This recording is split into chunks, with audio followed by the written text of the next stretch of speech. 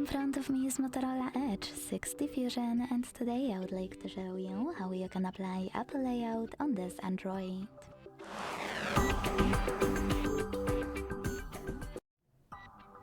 Begin by going into Play Store and downloading the app called LauncherOS from Launcher Studio. When it's ready, go into Devices Settings and scroll to Access Apps. Then hit Default Apps. Tap on Home app and click on Launcher Pro to apply it. Wait for the pop-up and click on Allow All.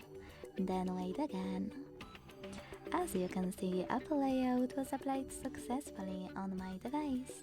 To make some changes, you can always go into Launcher app. To go back to your default launcher, you need to access the same settings and click on Moto App Launcher.